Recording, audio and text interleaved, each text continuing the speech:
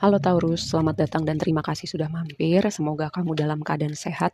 Ini adalah bonus reading tengah bulan Oktober. Kita akan lihat apa yang kamu perlu tahu di tengah bulan Oktober ini ya. Cakra kelima, cakra pertama. Ada apa ini dengan cakra semua ya? Kayak ada yang butuh menyeimbangkan cakranya lagi. Ada yang perlu memperhatikan tema-tema cakra ini. Kita bahas ya, cakra kelima, cakra tenggorokan.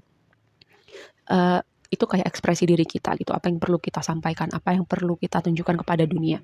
Ketika cakra kelima itu nggak seimbang gitu, kayak kamu kayak punya problem dengan komunikasi, kayak kamu nggak bicara ketika kamu butuh bicara.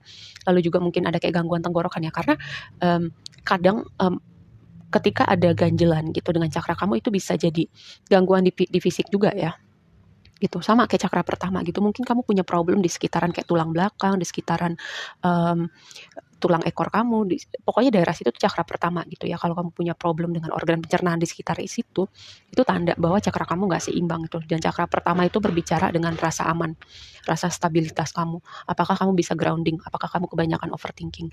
Apakah kamu melihat dunia ini sebagai tempat yang aman? Hal-hal semacam itu. Itu sebuah pertanyaan ya. Dan ketika ada gangguan-gangguan fisik di sekitar nih, lihat, ini tenggorokan, ini sekitar tulang ekor ya, posisi cakra pertama. Kalau kamu merasa ada gangguan fisik di situ, terutama kayak misalnya sakit perut nggak hilang-hilang, gampang banget sakit perut, gampang banget mah, kalian nggak usah percaya omongan aku gitu. Kalian cari tahu aja sendiri ya. Karena aku percaya gitu, gangguan apapun yang ada di mental kita, apapun yang kita kayak nggak seimbang di emosi kita, itu akan keluar, akan terwujud di fisik kita gitu. Jadi kalau kamu mau pulih kembali dengan area di sekitar situ, coba apa yang perlu kamu sampaikan? Kayak apa problem gitu dengan emosi kamu, dengan rasa aman kamu, atau mungkin ada luka-luka yang perlu kamu lepaskan, maafkan, ikhlaskan. Aku tahu gitu. Memang kadang bicara itu lebih mudah, tapi setidaknya semua itu bisa dimulai dari awareness ya.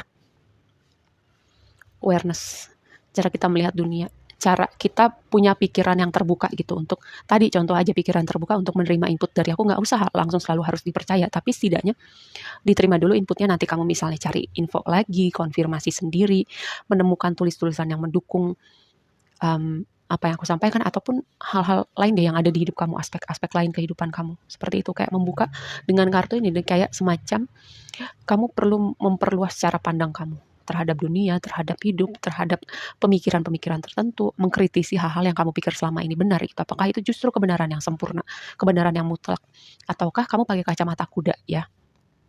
Seperti itu. Dan ini ada kayak tema juga berpindah tempat. Sesuatu perpindahan tempat, perpindahan negara, lokasi.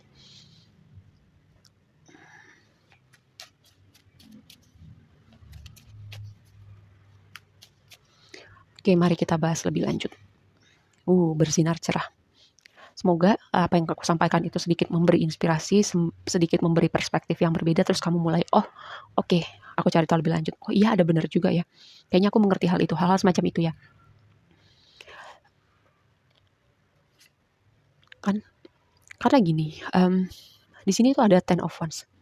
Ya, Ten of Wands itu pertama energi orang yang capek, energi beban berat, pengorbanan juga bisa, dan gini, kesehatan ya, terutama yang berhubungan kayak di area belakang tubuh kita, kayak punggung, ke bawah, tulang ekor.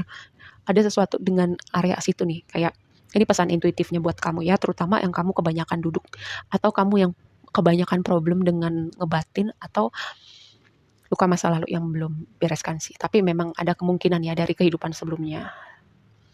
Yang jelas ketika ada problem kesehatan di area yang tadi aku sebutkan, mungkin ada sesuatu emosi kamu, pemikiran kamu, atau ada sesuatu luka yang perlu kamu bereskan gitu. Ya, dan aku punya track cakra ini, aku nggak endorse channel siapapun, aku percaya channel ini, aku punya track cakra ya, aku bikin di playlist, dan itu ada kayak cakra masing-masing, dari cakra pertama sampai cakra tenggorokan. Itu bisa membantu sih, aku tahu, aku bisa merasakan kalau channel ini beneran bisa membantu, punya intensi yang baik, dan aku bisa merasakan kayak ketika aku dengerin si track cakra ini ya. Silahkan dicek di playlist aku, track cakra. Kayaknya aku nggak punya banyak playlist, jadi langsung kelihatan. Oke, mari kita bahas. Takdir yang mempertemukan. Kayak kamu akan ketemu seseorang yang kamu gak akan duga. Ini berhubungan dengan konteks hubungan romantis. Bisa jadi cara kamu ketemu orang ini tuh gak biasa, atau kamu gak akan menduga orang ini ternyata balik lagi ke hidup kamu, atau kamu bisa punya rasa yang istimewa sama orang ini, dan begitu juga sebaliknya ya.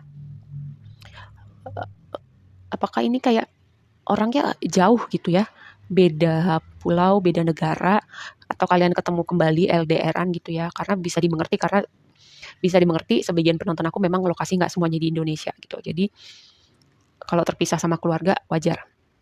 Dan ini kayak ada pertemuan kembali ya.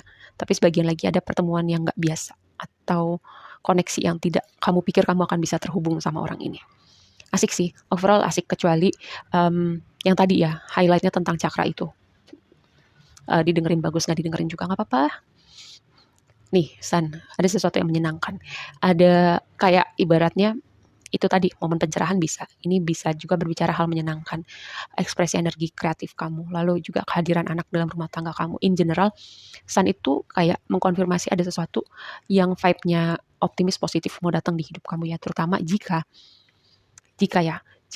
ada sebelumnya tuh ada momen-momen kayak badai kehidupan, ada momen-momen kamu terpisah sama orang-orang tertentu yang signifikan di hati kamu. Karena tadi ada suatu pesan tentang beda pulau, beda negara, ada orang yang jauh gitu tapi signifikan di hati kamu. Ya, blessing-nya adalah belajar dari pengalaman. Belajar dari pengalaman. Belajar dari apa ya? Bukan belajar sih, tapi coba gitu. Ditampung aja dulu masukan yang tadi aku sampaikan di awal. Lalu ini juga berbicara aku selalu bilang ya, apapun yang terjadi di waktu lampau itu harusnya membuat kita jadi lebih baik ya, bukan jadi orang yang pahit sama hidup. Dan ketika kita jadi orang yang lebih baik, belajar dari pengalaman dalam artian untuk mengimprove diri kita, untuk jadi versi terbaik diri kita, disitulah blessing kamu. Dan terutama di sini juga ada suatu konfirmasi ya, tentang hal menyenangkan yang mau datang di hidup kamu. Ketika kamu belajar dan itu fokusnya adalah untuk mengimprove diri kamu, di situ ada blessing kamu, bukan kayak belajar dari pengalaman tapi jadinya kamu parnoan, jadinya kamu proyeksi hal-hal negatif ke masa depan. Tadi aku tuh bilang ya sama siapa, ketika kita proyeksi ke masa depan, contohnya kalimat paling gampang nih, semua cewek sama aja, semua cowok sama aja, kayak gitu, itu namanya memproyeksikan luka masa lalu ke masa depan gitu ya. Hati-hati gitu dengan apa yang kamu katakan, karena kata-kata itu mengandung energi gitu. Jangan jadi sampai itu self-fulfilling prophecy ya. Jadi apa yang kamu katakan karena kamu sering mengucapkan itu, kamu jadi percaya dan itu membangun momentum. Nih, ada yang memperhatikan dari jauh. Atau ini kamu yang lagi, gini, kamu lagi banyak mikir, kamu lagi ngumpulin informasi, mikirin strategi, karena kamu mau melakukan sesuatu atau kamu lagi mau mengkomunikasikan sesuatu dengan seseorang, bisa jadi konteks hubungan romantis. Karena tadi ada suatu faktor jarak gitu, atau itu tadi sebelum kamu mengkomunikasikan atau melakukan sesuatu ya, bisa jadi ini momen transformasi kamu, karena tadi mungkin banyak mendem, banyak ngebatin, banyak emosi-emosi yang harusnya kamu rilis tapi kamu nggak rilis, jadinya pahit sama hidup, jadinya menyimpan banyak luka. Dan ini berbicara tentang membuat pilihan, atau ketika kamu perlu memilih, tanya hati kamu gitu. Dan kamu bisa melihat dengan jernih. Kayak ibaratnya cuman menggeser perspektif atau melakukan sesuatu hal yang berbeda. Dia bisa melihat